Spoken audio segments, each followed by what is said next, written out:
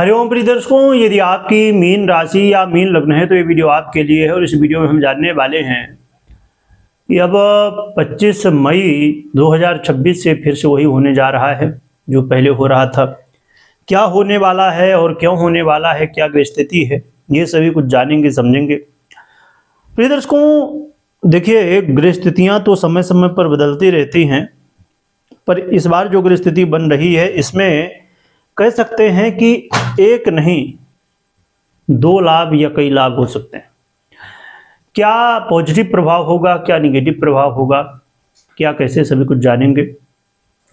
हम बात कर रहे हैं बुध की। बुध अब उदय होने जा रहे हैं 25 मई को।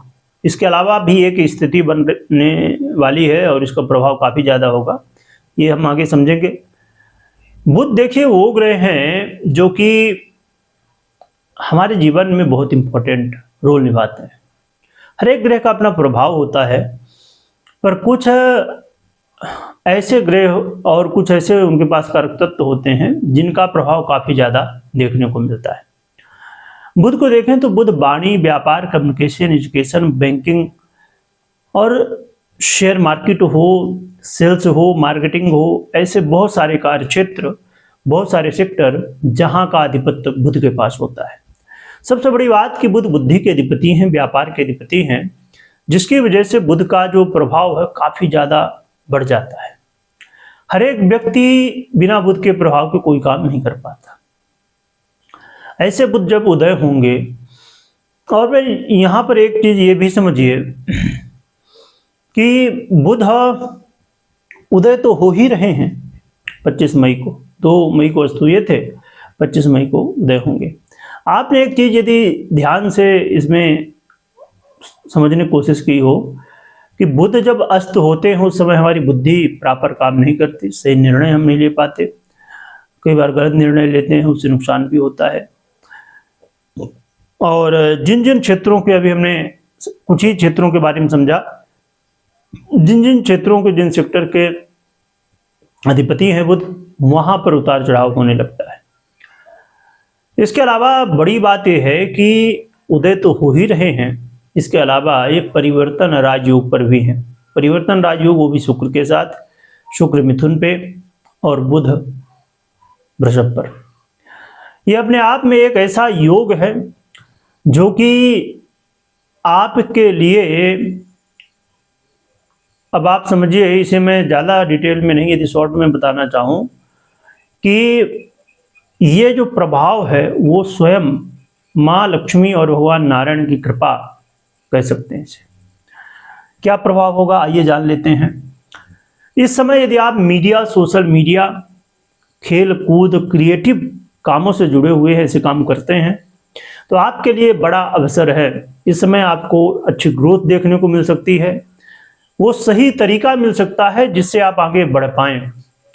तो ये बहुत ही अच्छी स्थिति है जहाँ पर आपको अच्छे अवसर मिलेंगे, नए नए आइडियाज़ आएंगे, नए नए तरीके आपको सूझ सकते हैं जिससे आप काम कर पाएंगे और ग्रोथ आपकी हो पाएगी। आपको यात्राओं का भी अवसर मिलेगा, भगवान की सेवा का, धार्मिक यात्राओं का अवसर मिल सकता है, भगवान पूजा पाठ धर्म कर्म से जुड़ने का अवसर मिल सकता है। यह समय होगा जो विद्यार्थियों के लिए भी अच्छा है। स्टूडेंट जो हैं, खासकर जो उच्च शिक्षा हासिल करना चाहते हैं, उनके लिए काफ़ी अच्छा सहयोगी होगा। और कह सकते हैं कि भाग्य का साथ मिलने जा रहा है जिससे कई काम बनेंगे और जीवन में सुख साधन भी बढ़ेंगे, लोगों को सहयोग भी मिलता हुआ दिखाई देगा। और जीवन में जो मैरिज लाइफ हो या अन्य जो भी सेक्टर, जिस भी विषय की बात करें आप, वहाँ पर अब काफ़ी चीज़ें, एक कह सकते हैं कि जो विषय हो या कोई काम हो, बहुत ज़्यादा ऐसा फैला हुआ था कि समझ में नहीं आ रहा था क्या करें, कैसे करें। अब वही चीज़ को आप सरलता से कर पाएंगे क्योंकि बुध बुद्धि के अधिपति हैं और ये उदय भी हैं, और जैसे मैंने बताया कि परिवर्तन राजयोग पर भी, तो काफ़ी अच्छी स्थिति है। कई अच्छे परिणाम देखने को बुध के मिल रहे हैं।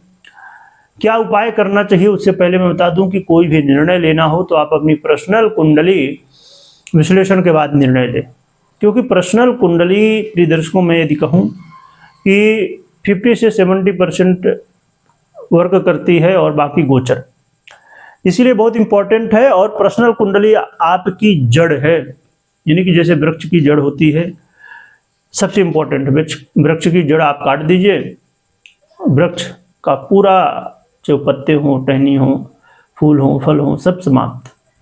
इसी तरह पर्सनल कुंडली मायने रखती है। कोई भी निर्णय हो पर्सनल कुंडली विश्लेषण के बाद लेना चाहिए। उपाय बहुत ही सरल है, गौ माता की सेवा करिए, चारा खिलाइए और 4 मुखी रुद्राक्ष धारण कर सकते हैं। ये उपाय कर सकते हैं। वीडियो देखने के लिए बहुत बहुत धन्यवाद।